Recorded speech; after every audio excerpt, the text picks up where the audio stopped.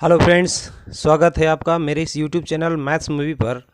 और फ्रेंड्स, आज हम लोग यहाँ पर देखेंगे मैट्रिक बोर्ड के लिए अर्थात 10वीं बोर्ड के लिए विद्यार्थियों के लिए इकोनॉमिक्स से अध्याय 2 का, जिसका ये अध्याय 2 में है राज्य एवं राष्ट्र की आय। ठीक है, राज्य एवं राष्ट्र की आय अध्याय 2 देखेंगे और ये पूर्णतः एनसीईआरटी बुक पर ही आधारित होगा।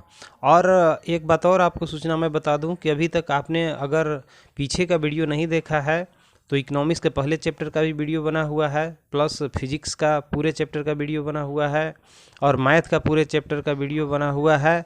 तो आप वहाँ पर जा कर के आराम से देख सकते हैं और इसका फ़ायदा उठा सकते हैं। और इस सब में सबसे बड़ी विशेषता यह है कि ये सारे जो वीडियो हैं वह एनसीईआरटी बुक पर ही आधारित हैं, जो कि एग्जामिनेशन पॉइंट ऑफ व्यू से आपको काफ़ी महत्वपूर्ण है और आपको अच्छे से अच्छे मार्क्स लाने में बहुत मदद करेगा।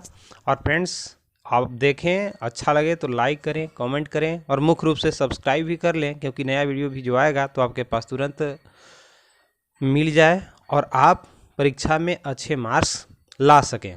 तो चलिए यहाँ पर हम अब आरंभ करते हैं समय नष्ट नहीं करते हुए। राज्य एवं राष्ट्र की आय। ठीक है, तो हम लोग जानते ही हैं अर्थशास्त्र क्या है, व्हाट इज इकोनॉमिक्स। अर्थशास्त्र धन का विज्ञान है, ये एडम स्मिथ ने कहा था। अर्थशास्त्र की परिभाषा किसने दिया था? अर्थशास्त्र धन का विज्ञान है, यह एडम स्मिथ ने कहा था। इस बात को आपको ध्यान रखना है। और यहाँ पर ये जो चैप्टर से ही पता चल रहा है कि राज्य एवं राष्ट्र की आय, तो इसके बारे में कुछ हम लोग जान लें पहले। तो हम लोग को ये मालूम है कि प्रत्येक जो व्यक्ति है अपने परिश्रम के द्वारा क्या करता है, परिश्रम के द्वारा कुछ अर्जित करता है और जो अर्जित संपत्ति वह करता है उसी को हम लोग आय मानते हैं। कहने का मतलब कि व्यक्ति को प्राप्त होने वाला जो मौद्रिक मतलब क्या है? रुपया पैसा से है के रूप में अथवा वस्तुओं के रूप में भी हो सकता है। अर्जित संपत्ति की मौद्रिक अभिव्यक्ति आय में होती है। जितने भी आपने संपत्ति अर्जित की है, अगर उसको मूल्य में, उसका जो मूल्य है रुपये पैसे में अगर बताया जाए तो वह जो होता है उसका मौद्रिक अभिव्यक्ति कहा जाएगा। ठीक है, तो अर्जित संपत्ति की मौद्रिक अभिव्यक्ति आय में होती है। लोगों के द्वारा अपने परिश्रम के फलस्वरूप जो धन अथवा संपत्ति प्राप्त होती है उसे हम क्या कहते हैं? तो उसे हम आय के रूप में व्यक्त करते हैं। कोई भी काम करता है तो उसे पारिश्रमिक मिलता है, उसको आय हो रहा है। अब देखिए, किसी भी जो अर्थव्यवस्था है और नागरिकों की व्यक्तिगत अथवा सामाजिक आय ही संपन्नता अथवा विपन्नता का घोतक होता है।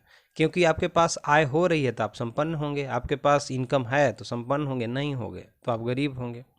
आय का जो मानदंड है वह देश के आर्थिक विकास की स्थिति का आकलन भी किया जाता है इसी के आधार पर किसी भी देश में। तो भारत के जैसे में जो गोवा राज्य हो गए, दिल्ली राज्य हो गए, हरियाणा, तो इस सब का जो आय है समृद्ध है, मतलब बहुत ज़्यादा है, यह विकसित राज्य की श्रेणी में आते हैं। वहीं दूसरी तरफ जब हम बात करें तो आपका बिहार हो गया, उड़ीसा हो गया, मध्य प्रदेश हो गया, ये सब निचले श्रेणी का राज्य माना जाता है विकास के क्षेत्र में, क्योंकि वहाँ आय कम है। इस प्रकार विश्व के अगर देशों की बात करें तो संयुक्त राज्य अमेरिका, यूएसए हो गया, आपको जापान हो गया, जैसे जो देश हैं समृद्ध माने जाते हैं क्योंकि वहाँ का राष्ट्रीय आय बहुत ज़्यादा है। और जब भारत के विकास की बात करें तो यह निचले पायदान पर पाया जाता है। यह एक अलग बात है कि विगत वर्षों में विकास के दर में भारत में भी तेजी से वृद्धि हो रहा है और समृद्ध देशों की श्रेणी की ओर यह भी अब तेजी से बढ़ रहा है।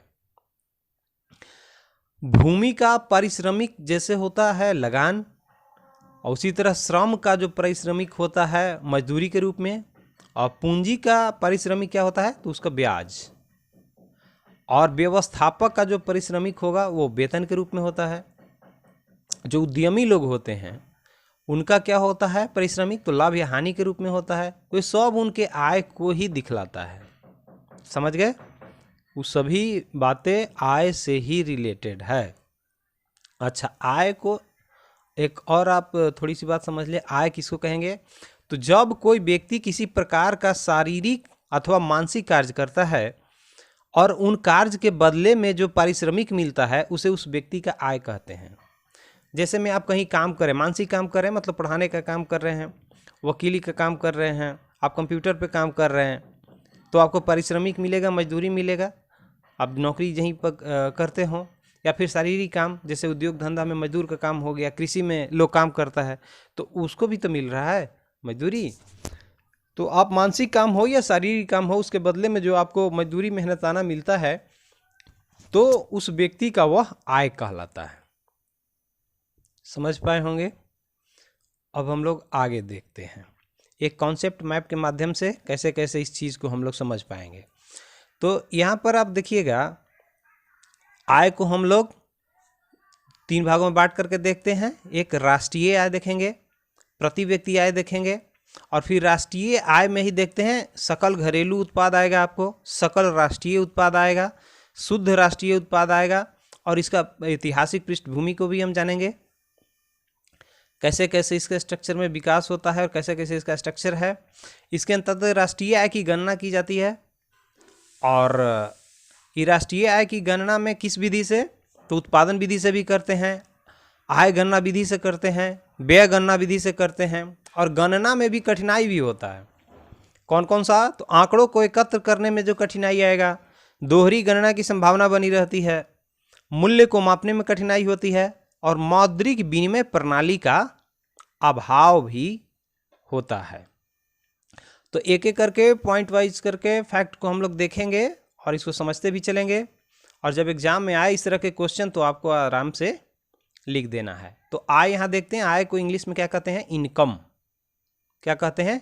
इनकम। बात बात में बोला जाता है इनकम कम है, इनकम ज़्यादा है, तो इनकम आय हिंदी में बोलते हैं। अच्छा, आप देखिए पॉइंट वाइज यहाँ, लोगों को अपने पारिश्रमिक के फलस्वरूप जो धन अथवा वस्तु प्राप्त होती है वह उनकी आय कहते हैं।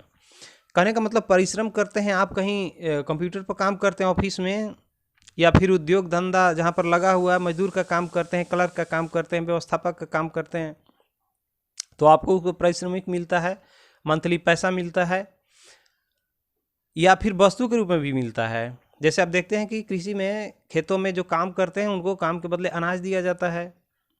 तो दोनों किस रूप में है? दोनों से तो आय ही हो रही है आपको सामान भी मिल रहा है, आपको चावल गेहूं, तो उसको आप बेच करके पैसे प्राप्त कर सकते हैं। तो मतलब आय हो रहा है किस रूप में? धन के रूप में या वस्तु के रूप में, दोनों के रूप में। अब आगे देखते हैं, लोगों की आय के द्वारा देश के आर्थिक विकास की स्थिति का आकलन किया जाता है। जाहिर सी बात है कि आपका आकलन, प्रत्येक व्यक्ति का इनकम अगर ज़्यादा हो तो देश विकास की स्थिति में रहेगा, वह विकसित रहेगा, वहाँ की आर्थिक गतिविधि पता चलेगा कि यह विकसित राष्ट्र है, और जहाँ कम रहे वह गरीब राष्ट्र है। राष्ट्रीय आय अर्थात नेशनल इनकम को समझेंगे क्या है, कैसे? तो देश के लोगों को प्राप्त होने वाले आयों का योग राष्ट्रीय आय कहलाता है। अब बात है कि देश में जितने भी पॉपुलेशन है उन सबको जो आय होता है, उन सब आय को अगर जोड़ दें तो पूरे तो राष्ट्र का ही अंग होते हैं ना। तो इस तरह से वह जो उनके सभी मतलब देश के लोगों को प्राप्त होने वाले जो आय हैं, इनकम हैं, उनको अगर जोड़ दें तो वह कुल योग राष्ट्रीय आय कहलाएगा, नेशनल इनकम कहलाएगा, चाहे वो देश में प्राप्त किए हों या विदेशों में जाकर के प्राप्त किए हों। जैसे हमारा देश का कोई व्यक्ति विदेश में जाकर के भी पैसे कमा रहा है तो फिर अपना देश में लाएगा ना, इन्वेस्ट करेंगे ना, तो हमारा देश का विकास होगा। तो राष्ट्रीय आय उन सबके इनकम को जोड़ करके कहलाता है। किसी भी देश को आर्थिक विकास उसकी राष्ट्रीय आय पर निर्भर करती है। अब जाहिर सी बात है कि किसी व्यक्ति को अगर ज़्यादा पैसा कमा रहा है कहीं से तो विकास के कार्यों में करेगा, सुविधा संपन्न कोई काम करेगा, शिक्षा में लगाएगा, स्वास्थ्य में लगाएगा, विलासिता संबंधित सामान का यूज करेगा, तो वह विकसित अवस्था में रहेगा। तो उसी प्रकार देश का भी स्थिति है कि अगर आपको राष्ट्रीय आय ज़्यादा है, मतलब प्रत्येक व्यक्ति का आय ज़्यादा हो रहा है आपके देश के व्यक्तियों को, तो आपका देश भी विकास के पथ पर आगे बढ़ेगा, क्योंकि वहाँ आर्थिक विकास ज़्यादा होगा। अब आइए यहाँ पर एक पॉइंट आपको सामने दिखाई दे रहा है, क्या है? तो भारत का राष्ट्रीय आय ऐतिहासिक परिवेश, ऐतिहासिक परिवेश में हम लोग भारतीय के राष्ट्रीय आय को देखेंगे कि कैसे कैसे शुरुआत हुई और अब तक हम लोग कहाँ पर पहुँच गए हैं, इन बात को हमें समझना है। तो भारत में सबसे पहले 1868 ईस्वी में दादा भाई नौरोजी, कौन? दादा भाई नौरोजी ने राष्ट्रीय आय का अनुमान लगाया था। कब? 1868, मतलब समझिए जब हमारा देश गुलाम था। दादा भाई नौरोजी के बारे में आप जान लें कि दादा भाई नौरोजी को मिस्टर नाइजो मेजोरिटी भी कहा जाता है, और दादा भाई नौरोजी को द ग्रैंड ओल्ड मैन भी कहा जाता है देश का, मतलब वयोवृद्ध पुरुष भी कहा जाता है दादा भाई नौरोजी को। दादा भाई नौरोजी ने एक पुस्तक भी लिखा था, यहाँ देखिए, poverty and British rule in India. ये दादा भाई नौरोजी ने ही लिखा था, इनका पत्रिका भी था रफ्त गुफ्तार। और ये भारतीय राष्ट्रीय कांग्रेस जब 1885 में, आप जानते हैं भारतीय राष्ट्रीय कांग्रेस का गठन हुआ था, तो इसके ये अध्यक्ष भी रहे, और अध्यक्ष 3 बार अध्यक्ष रहे, और एक जवाहरलाल नेहरू भी जो तो 3 बार भारतीय राष्ट्रीय कांग्रेस के अध्यक्ष रहे थे। लेकिन यह दूसरे अध्यक्ष थे, पहले थे WC बनर्जी, दूसरे दादा भाई नौरोजी, तीसरे आपको बदरुद्दीन तैयब जी, और चौथे जॉर्ज यूले थे। तो आप ऐसे भी याद रख सकते हैं, ये भी आपको एक्स्ट्रा जानकारी भी आपको फायदेमंद रहेगा। अब आगे देखिए, उन्होंने पुस्तक poverty and British rule in India में प्रति व्यक्ति आय उस समय कितना बताया? 20 रुपया। मतलब 1868 में प्रत्येक व्यक्ति को भारत में राष्ट्रीय आय का अनुमान था कि 20 रुपया है, इनकम है। कितना कम था समझ सकते हैं। अब राष्ट्रीय आय के आंकड़ों को इकट्ठा करने के लिए सरकार ने 1951 में केंद्रीय सांख्यिकीय संगठन अर्थात सेंट्रल स्टैटिकल ऑर्गेनाइजेशन की स्थापना की। प्रश्न पूछता है कि CSO, शॉर्ट में इसको बोलते हैं फ्रेंड्स, CSO मतलब सेंट्रल स्टैटिकल ऑर्गेनाइजेशन की स्थापना कब की गई? तो 1951 में। हिंदी में क्या बोलेंगे? केंद्रीय सांख्यिकीय संगठन, याद रहेगा। आगे देखिए, इस कार्य में राष्ट्रीय प्रतिदर सर्वेक्षण संगठन, राष्ट्रीय प्रतिदर सर्वेक्षण संगठन अर्थात नेशनल सैंपल सर्वे ऑर्गेनाइजेशन सहायता करता है। ये जो है ना सांख्यिकीय संगठन का सहायता कौन करता है? तो राष्ट्रीय प्रतिदर सर्वेक्षण संगठन। प्रति व्यक्ति आय को हम लोग देखेंगे पर कैपिटा इनकम, ठीक है। प्रति व्यक्ति आय मतलब पर कैपिटा इनकम क्या है? तो राष्ट्रीय आय में वृद्धि होने पर लोगों को उपभोग की वस्तुओं और सेवाओं अधिक मात्रा में उपलब्ध होती है।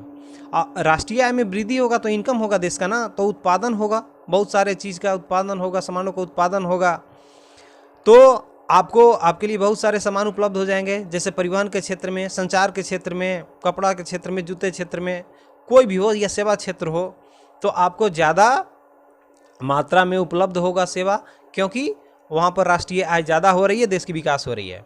केवल आय में होने वाले वृद्धि किसी देश की आर्थिक स्थिति को नहीं व्यक्त करती है। यह भी समझिए कि सिर्फ आय में वृद्धि हो रही है तो देश की आर्थिक स्थिति को ही यह व्यक्त नहीं करता है, बल्कि यदि राष्ट्रीय आय बढ़ने के साथ साथ जनसंख्या में भी वृद्धि हो जाए तो जीवन स्तर में कोई सुधार नहीं होगा। अब इनकम तो हो रहा है, लेकिन घर में जनसंख्या बढ़ते जा रहा है किसी परिवार में, तो उसका विकास होगा। अगर जनसंख्या सीमित रहेगा और इनकम ज़्यादा हो रहा है तब न विकास होगा। अब दूसरे विकास कार्यों में लगाएंगे पैसे को। इससे पता चलता है कि जनसंख्या जो है एक समस्या के रूप में सामने आता है, ज़्यादा जनसंख्या। किसी देश के राष्ट्रीय आय में कुल जनसंख्या से भाग देने पर जो भागफल प्राप्त होता है वह उस देश का प्रति व्यक्ति आय होता है। प्रति व्यक्ति आय को औसत आय भी कहा जाता है। अच्छा, अब देखिए, जो देश के राष्ट्रीय आय जितना आएगा, अच्छा, और उस देश में जितनी जनसंख्या है, अगर उसे आप भाग देंगे तो जो भागफल प्राप्त आएगा उसी को हम लोग प्रति व्यक्ति आय कहेंगे। प्रति व्यक्ति आय का मतलब प्रत्येक व्यक्ति का औसत माना जाता है, और लिखा भी है प्रति व्यक्ति आय को औसत आय भी कहते हैं, ठीक है। अब यहां देखिए, राष्ट्रीय आय की धारणा, कॉन्सेप्ट ऑफ नेशनल इनकम। राष्ट्रीय आय की धारणा क्या क्या है? तो राष्ट्रीय आय की धारणा में हम लोग देखेंगे, राष्ट्रीय आय धारणा को निम्नलिखित आयामों से स्पष्ट कर सकते हैं। कौन कौन आयाम? तो सकल घरेलू उत्पाद, ग्रॉस डोमेस्टिक प्रोडक्ट, सकल राष्ट्रीय उत्पाद, ग्रॉस नेशनल प्रोडक्ट, और शुद्ध राष्ट्रीय उत्पाद अर्थात नेट नेशनल प्रोडक्ट। ये तीन भागों में, मतलब विभिन्न ये तीनों आयाम के अंतर्गत राष्ट्रीय आय को हम लोग देखेंगे। पहला है सकल घरेलू उत्पाद अर्थात जीडीपी। जीडीपी बार बार सुनते होंगे आप, तो यही है जीडीपी, ग्रॉस डोमेस्टिक प्रोडक्ट, और हिंदी में सकल घरेलू उत्पाद। यह क्या होता है? तो एक देश की सीमा के अंदर एक वर्ष में उत्पादित सभी अंतिम वस्तुओं तथा सेवाओं के मौद्रिक मूल्य को सकल घरेलू उत्पाद कहते हैं। एक बार फिर से सुन लीजिए, एक देश की सीमा के अंदर एक वर्ष में उत्पादित सभी अंतिम वस्तुओं और सेवाओं के मौद्रिक मूल्य को सकल घरेलू उत्पाद कहते हैं। कहने का मतलब कि देश में जितने भी उत्पादित होंगे उसका अंतिम वस्तु जो लास्ट होंगे, सभी उत्पादित वस्तुओं का जो मौद्रिक मूल्य, मतलब उसको पैसे में मापा जाएगा, रुपया पैसे में, तो उसको सकल घरेलू उत्पाद कहेंगे। अंतिम वस्तु सेवा से मतलब देखिए, वे सभी वस्तुएं एवं सेवाएं जो उपभोग या निवेश के लिए खरीदी जाती है। किसके लिए? उपभोग या निवेश के लिए खरीदी जाती है। इसमें परिवारों द्वारा की गई खरीद, जैसे भोजन हो गया, वस्त्र के लिए हो गया, और पूंजीगत वस्तुएं जैसे मशीन, फर्नीचर, परिवहन के लिए गाड़ियां इत्यादि, ये सारी वस्तुएं शामिल होते हैं किसमें? सकल घरेलू उत्पाद में। तो जीडीपी आप समझ गए होंगे। अब देखिए आप, सकल राष्ट्रीय उत्पाद, ग्रॉस नेशनल प्रोडक्ट, मतलब जीएनपी। ग्रॉस नेशनल प्रोडक्ट क्या है? तो किसी देश के लोगों द्वारा, चाहे वे अपने ही देश में हो या विदेश में, मतलब अपने देश में है कमा रहे हैं तो ठीक है, या फिर विदेश में गए वहाँ से इनकम कर रहे हैं तो भी ठीक है, एक वर्ष के अंतर्गत जितनी वस्तुओं एवं सेवाओं का उत्पादन होता है उनके मौद्रिक मूल्य को सकल राष्ट्रीय उत्पाद कहते हैं। अंतर समझ में आ रहा है ना? जीडीपी में देश में ही था, सीमा के अंदर, एक वर्ष के अंदर, और यहाँ में करें किसी देश के लोगों द्वारा, चाहे वह अपने देश में हो या विदेश में, एक वर्ष के अंतर्गत जितनी वस्तुएं एवं सेवाओं का उत्पादन होता है उनके जो मौद्रिक मूल्य होते हैं, मतलब रुपये पैसे में जो मापते हैं, तो यह सकल राष्ट्रीय उत्पाद कहलाते हैं। सकल राष्ट्रीय उत्पाद बराबर क्या होगा? तो सकल घरेलू उत्पाद प्लस देशवासियों द्वारा विदेशों में अर्जित आय माइनस विदेशियों द्वारा देश में अर्जित आय। सकल राष्ट्रीय उत्पाद में क्या हुआ? तो सकल घरेलू उत्पाद जो हमारे देश के अंतिम उत्पाद और वस्तुओं का जो मूल्य हुआ, उसमें हम जोड़ देंगे किसका? तो देशवासी अगर हमारे विदेश में हैं और वहाँ से माल अर्जित कर रहे हैं, पैसे कमा रहे हैं, इनकम हो रही है, तो उनका आय तो जोड़ देंगे। लेकिन अगर हमारे देश में भी तो विदेशी लोग हैं, तो उनको जो हमारे देश से आय हो रहा है ये घटा देंगे। तो क्या बच जाएगा? सकल राष्ट्रीय उत्पाद, जीएनपी, अर्थात ग्रॉस नेशनल प्रोडक्ट।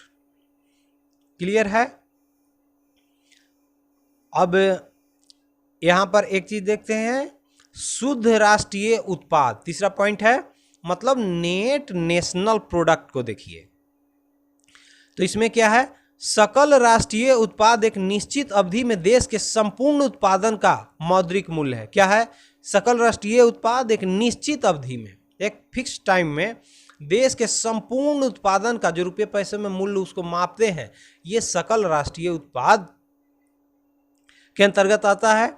अब इसके उत्पादन में मशीन, औजार, कारखाने, भवन इत्यादि का एक अंश नष्ट भी हो जाता है और उनकी समय समय पर मरम्मत भी करानी पड़ती है या बदलना भी पड़ता है। इसमें घिसावट एवं प्रतिस्थापन व्यय, डिप्रिसिएशन एंड रिप्लेसमेंट कॉस्ट कहते हैं इसको, ठीक है। और अतः सकल राष्ट्रीय उत्पाद में से घिसावट एवं प्रतिस्थापन व्यय को अगर घटा दें तो जो शेष बचता है उसी को शुद्ध राष्ट्रीय उत्पाद कहते हैं, मतलब नेट नेशनल प्रोडक्ट कहते हैं। किसमें? सकल राष्ट्रीय जो उत्पाद होगा उसमें प्रतिस्थापन या घिसावट वाली जो होगी उसका खर्चा अगर घटा देंगे तो शुद्ध राष्ट्रीय उत्पाद हमारा बच जाएगा। यह सूत्र के रूप में भी देखेंगे, शुद्ध राष्ट्रीय उत्पाद बराबर सकल राष्ट्रीय उत्पाद माइनस घिसावट एवं प्रतिस्थापन व्यय। तो ये आपका निकल जाएगा। अब देखिए यहां पर राष्ट्रीय आय की गणना तथा माप। राष्ट्रीय आय की गणना तथा माप, मेजरमेंट ऑफ नेशनल इनकम। अब यह क्या है? राष्ट्रीय आय की गणना 3 प्रकार से की जाती है जो निम्नलिखित है। कौन कौन प्रकार? उत्पादन गणना विधि अर्थात सेंस ऑफ प्रोडक्ट मेथड, दूसरा आय गणना विधि सेंस ऑफ इनकम मेथड, और तीसरा व्यय गणना विधि सेंस ऑफ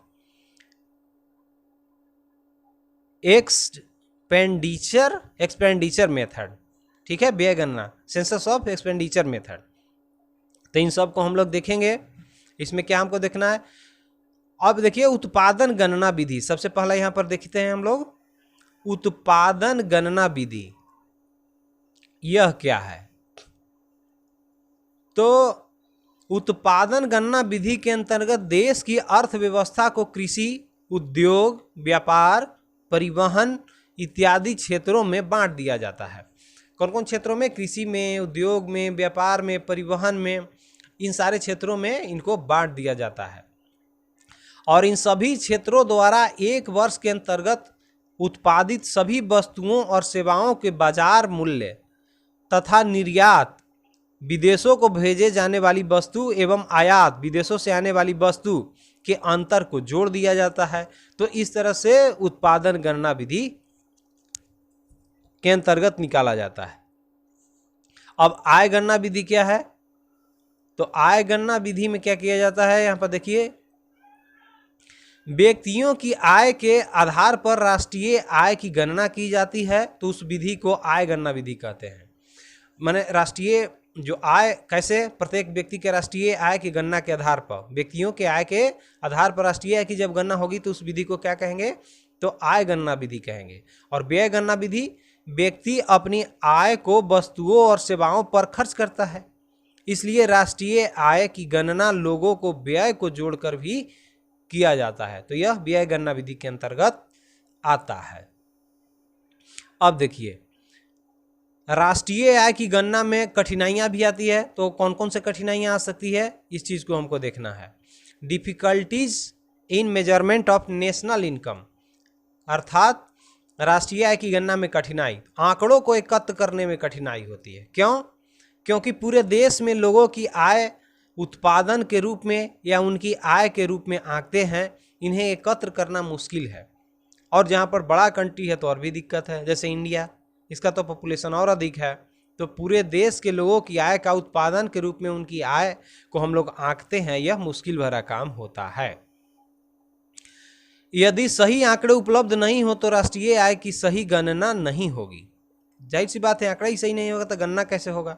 अच्छा, दोहरी गणना की संभावना भी बनी रहती है। कैसे? राष्ट्रीय आय की गणना करते समय कई बार एक ही आय दोबारा भी गिन लिया जाता है। उदाहरण के लिए, एक डॉक्टर की मासिक आय मान लेते 20,000 रुपया है और जिसमें वह 5,000 रुपया कंपाउंडर को देता है। यहाँ कंपाउंडर की आय पृथक रूप से गणना नहीं होनी चाहिए, क्योंकि इसकी गणना डॉक्टर की आय में तो हो चुकी है। तो जब फिर कंपाउंडर को भी इनकम की गणना करेंगे तो दोहरी गणना हो जाएगी, और ये फिर राष्ट्रीय आय की गणना में असुविधा उत्पन्न करेगा। मौद्रिक विनिमय प्रणाली का अभाव भी है। अब इसके अंतर्गत क्या है? तो हम लोग देखते हैं कि देश में उत्पादित बहुत सी वस्तुओं का मुद्रा द्वारा विनिमय लेन देन नहीं होता है।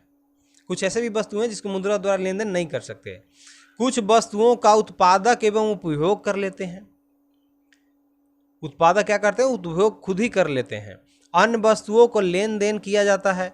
राष्ट्रीय आय मापने में ऐसी वस्तुओं का मूल्यांकन करने में कठिनाई है, क्योंकि उत्पादन तो हुआ तो उसका तो मूल माप लिया जाएगा कितना हुआ, लेकिन कुछ खा गए खुद ही अपना यूज कर लिया, तो वो तो फिर समस्या उत्पन्न करेगा। इसलिए ये भी कठिनाई आती है, मौद्रिक विनिमय प्रणाली का अभाव भी। मूल्य को मापने में भी कठिनाई होती है। यह कैसे होती है? तो कोई भी वस्तु पहले कारखाना से थोक विक्रेता के पास आता है, और थोक विक्रेता के पास आता है तब कोई भी वस्तु पहले कारखाना से थोक विक्रेता और इसके बाद खुदरा विक्रेता के पास आता है। प्रत्येक चरण में वस्तु के मूल्य में वृद्धि होती जाती है, अतः इनको मापने में कठिनाई होती है।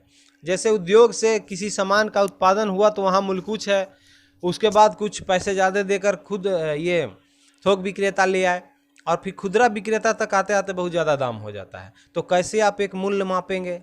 तो यह भी कठिनाई होती है। विकास में राष्ट्रीय एवं प्रति व्यक्ति आय का योगदान क्या है, ये हम लोग देखिए। विकास में राष्ट्रीय एवं प्रति व्यक्ति आय का योगदान, contribution of national and per capita income in development, कैसे इनका योगदान है, इसको पॉइंट वाइज के रूप में हम लोग देखेंगे। आर्थिक विकास का राष्ट्रीय आय एवं प्रति व्यक्ति आय से गहरा संबंध है। आर्थिक विकास कब माना जाता है या होता है, जब प्रति व्यक्ति आय ज़्यादा हो, और प्रति व्यक्ति आय ज़्यादा हो तो राष्ट्रीय आय भी ज़्यादा हो जाएगा। दूसरा, विकास का मूल उद्देश्य राष्ट्रीय एवं प्रति व्यक्ति आय में वृद्धि द्वारा देश के लोगों का जीवन स्तर को ऊंचा उठाना होता है। राष्ट्रीय आय वास्तव में देश के अंदर पूरे वर्ष में हुए उत्पादन को कहते हैं। जैसे जैसे लोगों को रोजगार मिलेगा वैसे वैसे उत्पादन में वृद्धि होगी, श्रमिकों का वेतन बढ़ेगा, उनकी आय बढ़ेगी, उनका जीवन स्तर पहले की अपेक्षा बेहतर होगा। तो इस प्रकार प्रति व्यक्ति आय में वृद्धि से व्यक्तियों का विकास होगा।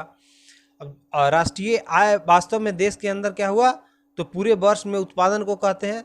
तो प्रति व्यक्ति आय अगर बढ़ेगा तो श्रमिक का वेतन भी बढ़ेगा, उसकी आय बढ़ेगी तो जीवन में खुशहाली आएगा, अच्छा जीवन जिएगा, और इस तरह प्रति व्यक्ति आय बढ़ेगा तो देश का इनकम भी बढ़ेगा।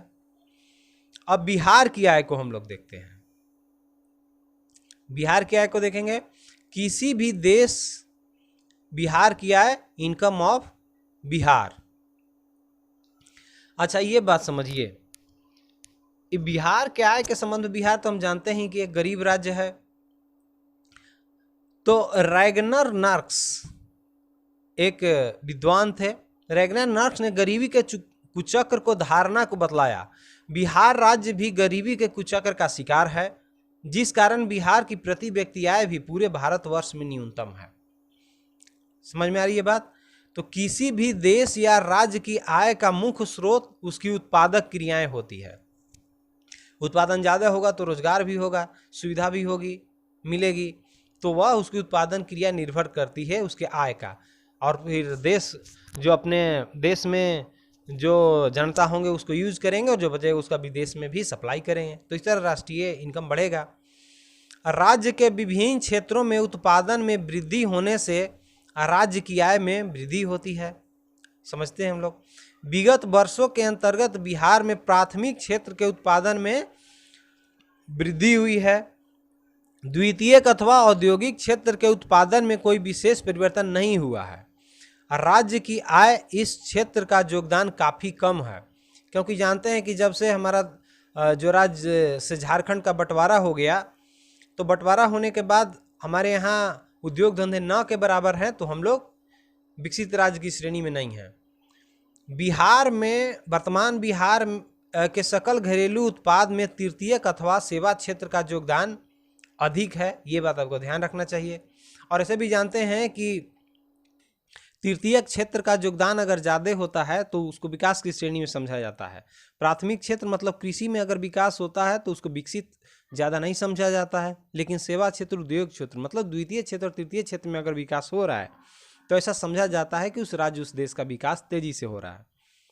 बिहार राज्य की प्रति व्यक्ति आय देश भर में न्यूनतम है, अर्थात सबसे कम है, इसलिए हमारा राज्य गरीब राज्य की श्रेणी में आता है। बिहार के कुल 38 जिलों में सबसे अधिक प्रति व्यक्ति आय पटना का है। पटना बिहार की राजधानी भी है। और सबसे न्यूनतम मतलब सबसे कम प्रति व्यक्ति आय शिवहर जिला का है। समझ रहे हैं बात? तो जो हमारा राज्य है काफ़ी पिछड़ा हुआ है, ये तो मालूम ही है हम लोगों को, क्योंकि यहाँ पर उद्योग धंधे की कमी है ना, तो जिस कारण से यहाँ का विकास जितना होना चाहिए था उस परिप्रेक्ष्य में नहीं हो पाया।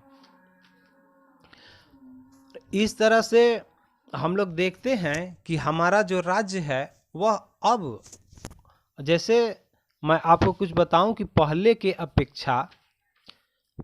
अपेक्षा अब यहाँ भी जो है विकास हो रही है। कारण है कि अब यहाँ भी धीरे धीरे उद्योग धंधे लगाए जा रहे हैं।